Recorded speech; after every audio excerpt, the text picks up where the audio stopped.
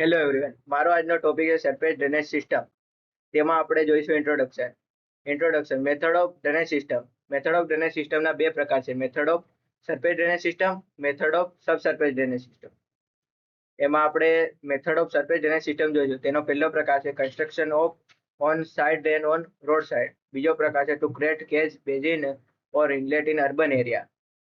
ત્રીજો પ્રકાર છે building a waterproof layer over the road surface. ચોથો પ્રકાર to give proper camber to the road surface. પાંચમો પ્રકાર છે making the side slope safely step and making its upper surface dam proof layer. છઠ્ઠો પ્રકાર છે construction of catch water drainage parallel of the road drain the water in the cutting area. સાતમો પ્રકાર છે road surface level should be 60 centimeter high flood level. તેમાં આપણે પહેલો પ્રકાર જોઈશું construction of open side and on road sides. There are two types. તેના બે પ્રકાર છે. પહેલો પ્રકાર છે side drain for road in embankment અને બીજો પ્રકાર છે side drain for road in cutting. એમાં આપણે પહેલો પ્રકાર જોઈશું side drain for road in embankment. એમાં આકૃતિ પરથી આ બધું સમજાવી મૂક્યું છે. જ્યારે રોડ પાળા ઉપર બાંધેલો હોય છે it mandatory place side drain on one or both. ત્યારે રોડની એક કે બંને બાજુ ડ્રેન મૂકવી ફરજિયાત છે.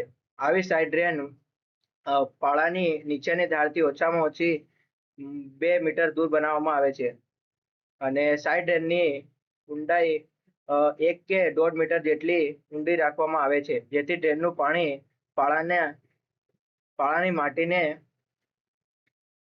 માટીથી દાખલ ન થઈ શકે. આજુબાજુના વિસ્તારમાં પાણી માટીના પાળા સુધી આવતું અટકાવી શકે. તેમાં બીજો પ્રકાર છે side drain for road in cutting. Side drain for are placed on both side or road when the road is cutting. જ્યારે ડ્રેન ખુલ્લી અને જ્યારે રોડ કટિંગમાં હોય ત્યારે રોડની બંને સાઇડ ડ્રેન મૂકવામાં આવે છે. આવી ડ્રેન કોઈ પણ સંજોગોમાં ઓવરફ્લો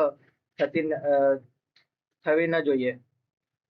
આકૃતિ પરથી આ રોડ કટિંગમાં છે અને an open and deep side drain is danger where space is limit. જ્યારે ડ્રેન ખુલ્લી અને ઊંડી હોય ત્યારે ખુલ્લી જગ્યા લિમિટેડ હોય ત્યારે ડ્રેન ભયજનક હોય છે.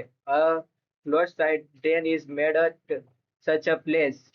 આવી જગ્યાએ બંધ સાઇડ ડ્રેન બનાવવામાં આવે છે. Is such a drain layer of gravel of different size are made.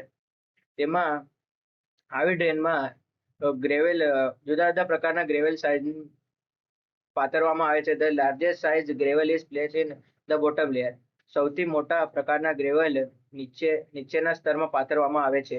આકૃતિ પર સૌથી મોટા layer of gravel with largest size in lower layer. સૌથી મોટા પ્રકારના લેયર આમાં પાથરવામાં આવે છે. તેની ઉપર સેન્ડ માટી પાથરવામાં આવે છે. બીજો પ્રકાર છે સરફેસ ડ્રેનેજ સિસ્ટમનો construction of catch basin or inlet in urban area. કે શહેરી વિસ્તારમાં કેચ બેઝિન અને ઇનલેટ બનાવવામાં આવે છે. તેમાં પહેલો પ્રકાર છે catch basin. Catch basin is a chamber like structure which built above the sewer line clean lane without silt grit debris enter the sewer line through this catch basin. Catch basin એ એક chamber જેવું structure છે જે ગટર line ઉપર બાંધવામાં આવે છે. કેચ બેઝિન એ સિલ્ટ ગ્રેડ ડેબ્રિસ વિનાનું ચોખ્ખું પાણી કેચ બેઝિનમાં દાખલ થાય છે. આગળ આકૃતિ પ્રમાણે જોઈ ગયા કે 4 દિવાલોનું એક ચેમ્બર કેચ બેઝિન એક 4 દિવાલોનું ચેમ્બર છે. તેના તળિયામાં કચરો જમા થવા માટે જગ્યા આપેલી હોય છે. જેના મથાળે કવર હોય છે, તેમાં હોલ પાડેલા હોય છે. પેમેન્ટની ધારે પણ હોલ પાડેલા હોય છે, જેના રસ્તાથી વરસાદનું પાણી અંદર દાખલ થાય છે. ગટરના ગેસને બહાર નીકળતો અટકાવવા માટે હુડ મૂકવામાં આવે છે અને ગેસ બેઝિનમાં કચરો નિયમિતપણે સાફ કરવો જરૂરી છે. નહીં કચરો રેગ્યુલરલી સાફ ન કરીએ તો તેમાં જમા થઈ જાય છે, દુર્ગંધ આવે છે. Inlets. An inlet is a structure through which storm water enter the sewer. Inlet એ એવું સ્ટ્રક્ચર છે જેમાં વરસાદી પાણી સ્ટ્રોમ વોટર સેવરમાં દાખલ થાય છે. From the edge of such inlet road is collect at a distance 30 to 60 metre. Inlet રોડની ધારથી 30 થી 60 મીટર જેટલા અંતરે હોય છે. The inlet is a concrete box. Inlet A concrete box છે. It is grating in vertical or horizontal direction. Top the grating is vertical, then it is called vertical inlet or curve inlet. If the grating is horizontal, then it's called horizontal inlet. તેના ઉપરના ભાગે vertical અને horizontal gradient આવેલા હોય છે. જો gradient vertical હોય તો તેને વર્ટિકલ ઇનલેટ અથવા કર્વ ઇનલેટ કહે છે. જો ગ્રેડિયન્ટ હોરિઝોન્ટલ હોય તો તેને હોરિઝોન્ટલ ઇનલેટ કહે છે. તો આપણે આ વિડીયો દરમિયાન જોયું કે ડ્રેનેજ સિસ્ટમનું કાર્ય કઈ રીતે થાય છે. આશા કરું છું કે તમને સમજાયું હશે. Thank you.